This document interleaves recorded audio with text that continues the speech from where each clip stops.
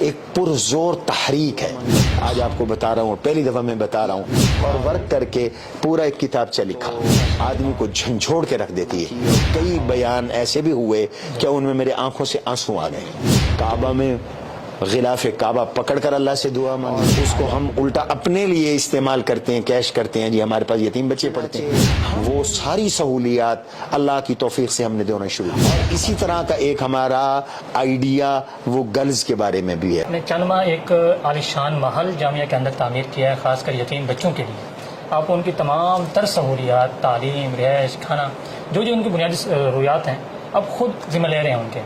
حالانکہ یہ کام یا تو پھر حکومت کی سرپرستی میں ہوتے ہیں، یا پھر کوئی ایسی تنظیم ہوتی ہے کہ جو اچھی خاصی فنڈنگ ان کو ہو رہی ہوتی ہے. آپ تو ایک تعلیمی ادارے میں بیٹھ کے اتنا بڑا کام کر رہے ہیں، اور خاص کر اگر مدارس کے حوالے سے دیکھا جائے ایک نمایاں کام ہے اور مشترکہ کام ہے. یہ آئیڈیا کیسے آیا، آپ اس کو کیسے لے کے چل رہے ہیں، اور اس کا بنیادی مقصد کیا ہے؟ دیکھیے، میں شعبان اور رمضان میں 2005 سے دور تفسیر قرآن کریم پڑھا رہا ہوں جی. اور تقریباً 2001 سے بخاری پڑھا رہا ہوں. ہم جب قرآن اور حدیث پڑھاتے ہیں تو خاص طور پر قرآن کریم میں یتامہ کے سلسلے میں ایک پرزور تحریک ہے، خاموش تحریک ہے، اور طبیعتوں کو یتامہ کے لیے ابھارا گیا ہے. اور یتامہ کے اکرام کی تاکید کے ساتھ ان کی بے اکرامی پر قرآن نے ڈانٹ پلائی ہے. کلا بل لا تکرمون الیتیم ولا تحاضون علی طعام المسکین.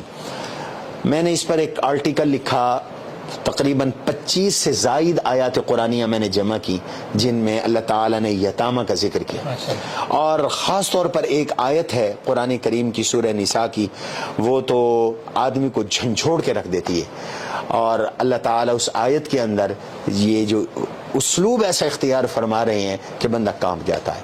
اللہ کہتے ہیں تصور کرو اور ڈرو اس بات سے کہ لو ترکوا من خلفہم ذریۃ ضعافا خافوا علی انفسہم، کہ تم مر جاؤ اور تمہارے چھوٹے چھوٹے بچے ہوں اور تمہیں ان کے ضائع ہونے کا خطرہ ہو، تو تم ان کے بارے میں کیا چاہو گے؟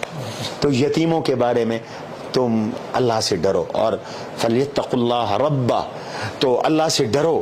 تو جب میں یہ قرآنی آیات پڑھاتا ہوں یا پڑھتا ہوں تو ایک دماغ کے اندر ایک یہ سوچ پیدا ہوتی تھی کہ ہم سارے دین کے شعبے چلا رہے ہیں اور دین کا کام کر رہے ہیں. ہم بچوں کو قرآن کریم بھی پڑھا رہے ہیں، احادیث بھی پڑھا رہے ہیں، اور ان میں سے اکثر مساکین ہیں، ہم ان کے اوپر خرچ بھی کر رہے ہیں. ان کے لیے ہم نے اپنی صحتوں کو، اپنی جانوں کو اور اپنے وقت کو لگایا ہوا ہے. تو اگر اللہ نے ہم سے پوچھ لیا ہم نے یتامہ کے ساتھ کیا اس نے سلوک کیا، سوائے اس کے کہ 5-7 یتیم بچے، 10-12 یتیم بچے مدرسے میں ہوتے ہیں، تو بس ہم یہ کہہ لیتے ہیں کہ یہ یتیم بچہ ہے، اور اس کو ہم الٹا اپنے لیے استعمال کرتے ہیں، کیش کرتے ہیں. جی ہمارے پاس یتیم بچے پڑھتے ہیں. ہم ان یتیموں کے ساتھ کیا انفرادی حسن سلوک کرتے ہیں، یہ ہماری کمزوری ہے. تو مجھے اس کے اوپر ایک عرصے تک قلق رہا اور میں سوچتا رہا کہ کس انداز کے ساتھ ہم اس قرآنی حکم کو پورا کریں اور نبوی بشارتوں کے مستحق بنے. قرآن کہتا ہے اما الیتیم فلا تقہر، یتیم کو نہ ڈانٹو. قرآن کہتا ہے یتیم کا اکرام کرو. قرآن کہتا ہے یتیم کے مال کی حفاظت کرو. الذین یاکلون اموال الیتامی ظلما انما یاکلون فی بطونہم نارا وسیصلون سعیرا. تو الم یجد کا یتیما فآوا. تو اسی طرح حضور صلی اللہ علیہ وسلم نے فرمایا میں اور یتیم کی کفالت کرنے والا جنت میں رفیق ہوں گے، ایسے ہوں گے جیسے یہ 2 انگلیاں ہیں. تو میں بڑا سوچتا رہا. ایک سال حرم میں تھا رمضان المبارک میں، تو وہاں پر اس پر میں نے بہت غور و خوض کیا، اور میں نے حرمین میں کعبہ میں غلاف کعبہ پکڑ کر اللہ سے دعا مانگی. آج آپ کو بتا رہا ہوں، پہلی دفعہ میں بتا رہا ہوں. اور روزے اطہر پہ کھڑے ہو کر متعدد بار میں نے اللہ سے دعا مانگی کہ اللہ تعالیٰ اس سلسلے میں میرا شرح صدر فرمائے اور کوئی کام کی ترتیب بن جائے اور ہم کام کریں. تو حضرت ہوا یہ کہ وہاں سے نیت کر کے میں آیا، اور میں جب واپس آیا تو میری طبیعت کے اوپر یتامہ کے انہی حقوق کا ایک اثر تھا. تو وہ جو بھی بیانات ہوتے تھے، میری تقریریں ہوتی تھی، تو اس میں نے گفتگو کی، اور کئی بیان ایسے بھی ہوئے کہ ان میں میرے آنکھوں سے آنسو آ گئے. تو پھر اللہ نے سبب بنایا، تو ہم نے کوشش کی، تو 1 سال کے عرصے کے اندر ایک ہمارا یہ دارالایتام تیار ہو گیا. دارالایتام ایسا خوبصورت بنا کہ ہمارے جامعہ میں اور عام طور پہ مدارس میں ایسی بلڈنگیں نہیں ہوتی. عالیشان محل بنا ہوا ہے، وہ محل نما ہے، آپ نے دیکھا ہے. اور اس میں ہم نے یہ کوشش کی کہ ایک بچے کو، ایک متوسط گھرانے کے بچے کو، ایک متمول گھرانے کے بچے کو گھر میں جو سہولت مل سکتی ہے، تو ہمارا آئیڈیا یہ تھا کہ وہ سہولت ہم یتیم بچے کو یہاں دیں، تاکہ بچے کے ذہن میں یہ نہ آئے کہ میں گھر جاؤں. میرا ابا چلا گیا تو مجھے ٹھنڈا پانی نہیں ملا، میرا ابا چلا گیا تو میرے رہنے کے لیے میرے پاس کوئی جگہ نہیں ہے، میں نیچے سو رہا ہوں، میرا بستر نہیں ہے. میرا ابا چلا گیا تو میری جیب میں خرچ نہیں ہے.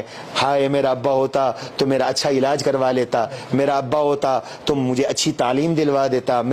تو یہ ہم نے یہ سوچا کہ کیا کیا چیز بچے کی ضرورت ہو سکتی ہے. تو اس کے لیے میں نے باقاعدہ ورک کیا، اور ورک کر کے پورا ایک کتابچہ لکھا، اور اس میں نے کام کا ایک طریقہ لکھا، اپنے ساتھیوں سے مشورہ کیا، ایک ویژن بنایا.